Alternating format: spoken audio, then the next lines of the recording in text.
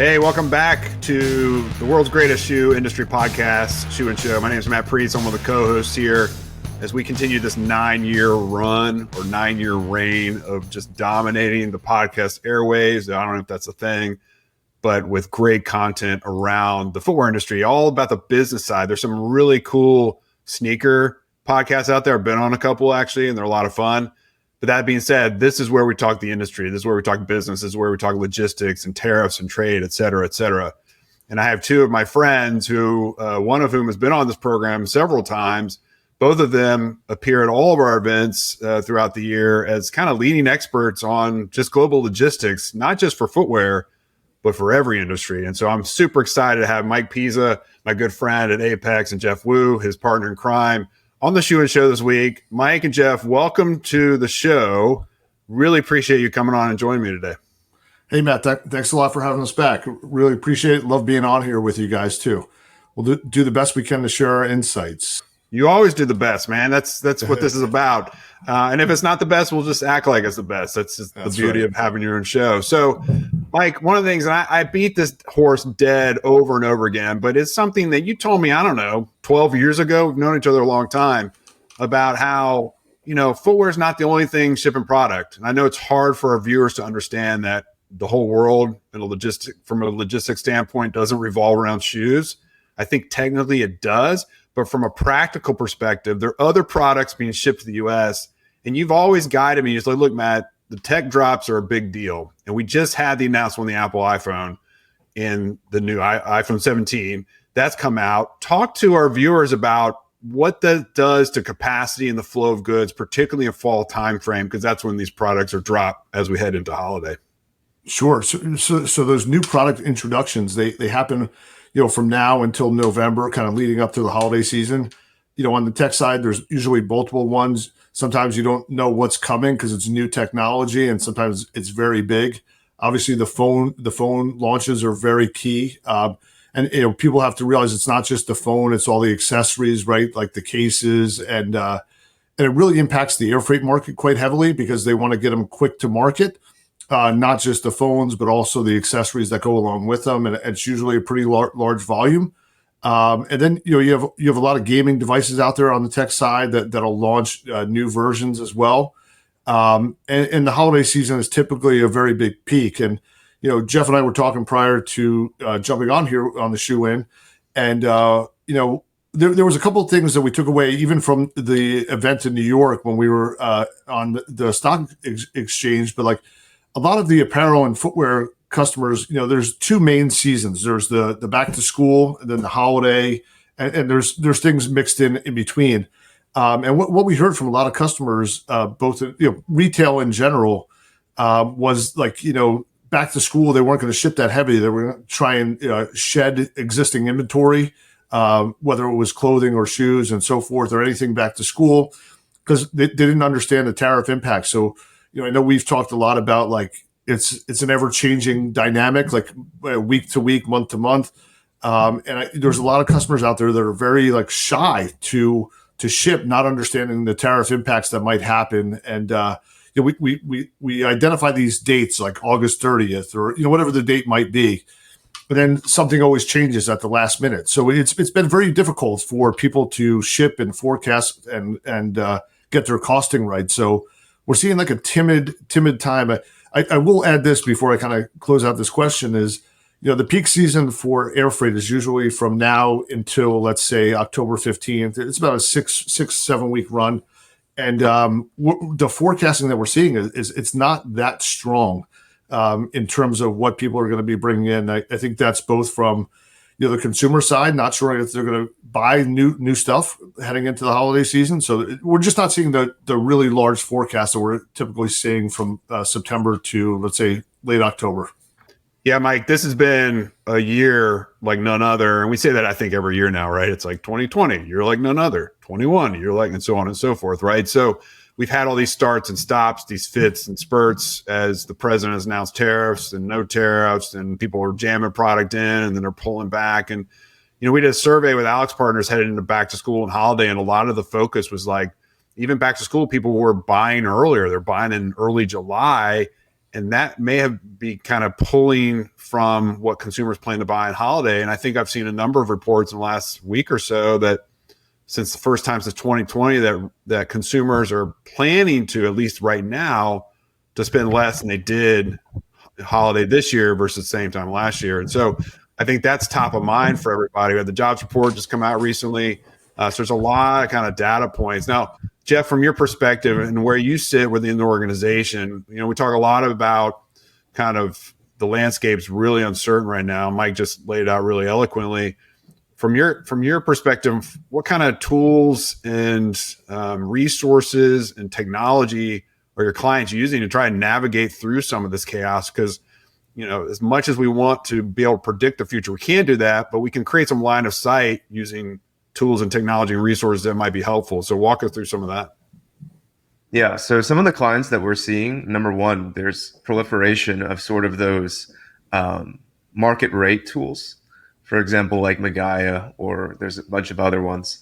And they sort of use this to predict trends a few months out, although those are inaccurate at times. We see other clients using systems to sort of also update them about current events or geopolitical issues that might affect their supply chain, and sort of think about this years ahead of time, and sort of take that more long-term vision within the organization.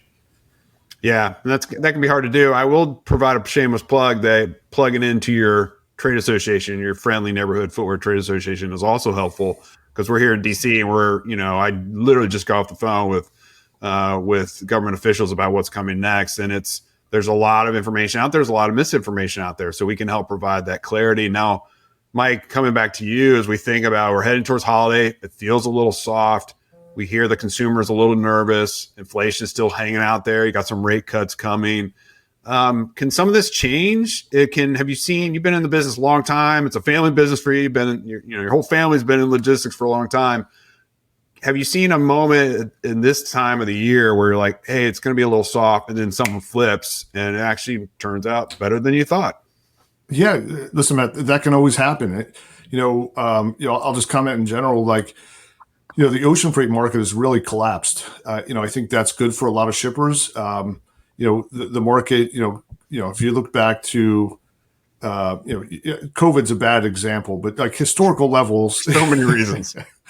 Yes. But historical levels, like, West Coast rates could be around, let's say $2,000-$3,000. That's kind of where the carriers make money and everyone's happy. And but now there's overcapacity. So the rates are really, they've dropped quite significantly, and there's still overcapacity and just not enough demand. So you're seeing rates, very low, historical lows almost. So I think that benefits the shipper, but it's not good for the entire industry, is my opinion. I think you got to get to a stable level for both, the carrier, the asset-based carrier, and also the demand has to be equal to the capacity, or somewhere in that vicinity.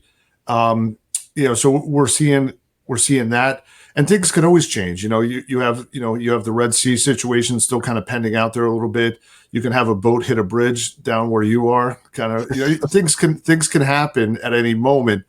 But I think there's like this, there's a real, calm approach to it right now, because things are back to like historical lows. Like at one time, the West Coast rate back, I'm talking maybe 10 years ago, was down to like $1,100, and we're not too far away from that. We're in like the 15, 16, somewhere in that range in terms of the ocean freight capacity and market. On the air freight side, it's a little bit different. I thought there was going to be a big impact on de minimis, with de minimis going away, but that has not really come into play as much as I thought it would, because those de minimis companies that were utilizing de minimis have found other streams on how to get the product into the country, even with paying duty. So you're going to see like some, price creep, I think, both on the de minimis side, and then also obviously on the retail side. I mean, you've heard certain companies come out and say they're going to pass along, the tariff increases to the consumer. So I just wonder where the breaking point is for the consumer. It's a very, there's a time where it just becomes too expensive. I mean, you've had some big publicly traded companies, like in household goods, come out and say they're going to raise goods around 25% across the board. And I think that's the beginning, right? And then you're going to have creep all along the way. So we'll see how it plays out. Yeah, that's a great, we've actually had a pretty decent year up until now, but we're concerned about the consumers just fatigue with inflation. And as it ticks back up, I think in July alone, vegetables were up 40% in price, meat's way up. And this isn't done in a vacuum. The consumer only has so much money to spend. If they're spending more on meat and potatoes, literally, they're going to have less to spend on footwear. And so it's always a broad concern to us. But I guess my question for both of you, and you guys we can jump ball it, and whoever wants to take it can take it. When someone thinks about, okay, we're near historic lows for ocean, what's the value proposition for air in this environment? If you can go get a really good price and you can plan ahead and put it on a boat, great. You're probably going to do that. But what are some of those opportunities our viewers need to consider that air still is the right way to go? Is it a hot product that you need fulfillment on? Is it fast fashion? You just got to get it in because that's your business model. Walk me through kind of who's using it the most, particularly in our space. Right. So I'm going to start off and let Jeff finish. It's a conversation that we have daily with our customers. There's always the customer that needs the air freight, fast, right, just in time or so forth. But now there's a high demand for deferred services. So we've created a network where we're feeding different flights into hubs. And I'm going to let Jeff, kind of take over from here. Yeah, so the deferred service is something that, sort of blends. It's actually not that much expensive over ocean freight, but gives you around that 10-day, 8-day transit time. And we see a lot of, retail customers, particularly going towards that air product. Another thing that we've been seeing is that the inventory is not really even in the sense that some customers may be overstocked on one SKU, right? Mm-hmm. But another one is a bit lower. And that's just, the hot product that's selling faster. And they're going to use air to supplement that. And I mean, generally, talking about the overall freight landscape, right? A lot of the products coming in right now are, AI related in terms of the data centers, sort of industries around that. And those companies generally demand higher service levels, right? So, 1-2 days, sometimes leaving late Friday has to be ready Monday morning. So they're pushing the price up on those more expedited service options. But there's been this really good market opportunity in that sort of deferred air or even air sea combinations that allows companies more flexibility in the sense of like, oh, I don't have to fly this immediately. I don't have to wait, 40 days for ocean either. I can sort of have that middle spot and trade off on both ends. Yeah, I'm tracking what you're saying, Jeff. So, as I think about kind of the year we've had, I mean, one of the challenges I do think is that we had at one point essentially an embargo on goods out of China, right? Your duty rates were 145%. North of that for some footwear products. So all that shipment stopped when they decided to lower the tariff rate down to 30% on top of everything we already pay. Everyone just started flooding the market. And so we've seen these inventory spikes come in and you even over the summer, you had the ports of LA Long Beach announcing kind of these record months. All that's kind of dried up because it's really hard for me to kind of ascertain how, if you were to kind of average out 2025, how it would relate to an average year. Like, what is it going to look like in the fall? Did we bring in enough product that we don't need it? So from an import perspective, it's going to be slow because we're sitting a lot of product because we have these what I call artificial kind of market movers like tariffs, right? They're not natural. They're artificial. They're self kind of imposed by our own government. And so that's hard. It's got to be really hard to predict. Jeff, you were talking about kind of analytics around prediction and trends. It's got to be really hard in a year like this with all these artificial variables impacting demand from a shipper's perspective to figure out what's going to happen next. So I think we're going to slow down in heading into the holiday, but who knows? I mean, it's really hard to know. Yeah, I agree, man. I would love to sit down with you and Thomas and Andy and just kind of figure out where all these trade deals are at, right? Because we kind of just hear on the news where they're at, but I'm sure there's other stuff happening behind the scenes, and it's really impacting people. We get phone calls from especially the small to mid-sized importer that is really distressed right now trying to deal with all this. And it's really hard for us to advise because it's changing so fast. So, It is. And if you think about the agreements as they negotiate them, they really don't have many in place right now. In fact, they have none in place. They're still working on the actual terms of some of these announced agreements or these term sheets.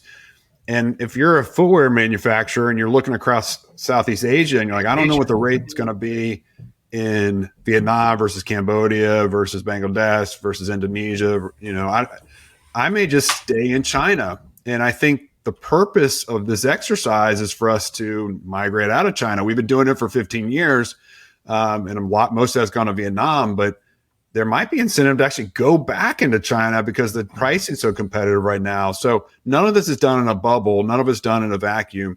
And it all depends on where the dust settles as to where people will source from. Are you seeing that, Mike, from your perspective as you look at which of your ports of call from, I guess that's what you call even air, where you're bringing out from air freight, which of those have more activity? Are you seeing a spike in places like Vietnam, Cambodia, Indonesia as people are fleeing China, or are people still kind of waiting to see what happens? Absolutely. I mean, people have migrated heavily, especially, Vietnam, Cambodia, Indonesia, the Malaysia, Thailand, and India. That whole sector, Bangladesh as well, that people have migrated. But the conversation that you're bringing up is one that Jeff and I have had with many customers. We were with a couple of customers in Chicago, and they were like, well, the cost of us to change or to move our supply chain to a different location, although they're doing it slowly, but then they opened up a factory, let's say in the Philippines, and then they said, okay, the cost to change in the Philippines is X, but the cost for me to do it in China is less or about the same, even though I'm going to pay a higher duty rate. So we've had customers kind of float away and then float back to China. Yep. So we are seeing that. And Jeff, maybe you could add some comments because Yeah, go ahead, Jeff. Yeah, I mean, I think about one customer in particular who was just like, hey, I just spent the last 2 years migrating our entire supply chain out. And now it's like, now our management is saying, maybe you should consider moving it back. It's just very frustrating for everybody, right? I mean, we talked a little bit about tools earlier, and I think that, with the customers and ourselves, right? The tools have been really focused not so much on the forecasting, but controlling what you can control, right? So for them, balancing replenishment with the price and in the region and just distribution of risk. And then for us, I mean, we're investing a lot in like AI quoting tools, different technologies that reduce our operating costs and allow to pass it on to, our consumers, right? So I think overall, it's been super focused on just becoming a leader as an organization and then trying to pass off, as little as possible to the consumer, like we were talking about, because we don't really know where the breaking point is, right? Yeah, no, you don't. That's a really good point. Well, it's been an interesting year. We keep saying that. And, gosh, if you did your due diligence on going to India and Brazil right now, it's like, that is not a pretty place to be if that's where you're diversified. So I think we need to kind of continue to wait and see and just kind of hold on to see where all the dust settles and where we are maybe 3 or 4 months from now as we get through holidays. So, gentlemen, I want to thank you for your partnership. You guys have been long-term partners of FDRA. I'm so grateful. Mike, you and I have been friends forever. I'm so grateful for your partnership and your friendship. If our viewers want to go and check out Apex in more detail, where should they go? If you visit our website at apexglobe.com or just contact, one of our reps, we'll have an email there. It's all apexglobe.com. So awesome. apexglobe.com. You heard it here, folks. Go and connect with Jeff, connect with Mike if you have some logistics, air freight needs, or just needing to bounce some ideas off of an expert. Both these gentlemen would be happy to do it. So appreciate you guys coming on. Thanks for hanging out with me and talking logistics. I know it's difficult to predict, but you guys always bring great insights. So I really appreciate it. Thank you, Matt. Appreciate you having us on. Matt. Yeah, all right. That's been another exciting edition of the Shoe In Show. Our entire catalog is at shoeinshow.com. We also you can go to shoetube.org, and we have all of our videos up there as well, so you can see us in all of our glory. And if you haven't subscribed, make sure you subscribe where you get your podcast. And until next time, Shoe In Show is out. Shoe In has been brought to you by the FDRA, the Footwear Industries Association focused on retail, trade, politics, and fashion, helping create and enhance conversations on all things footwear.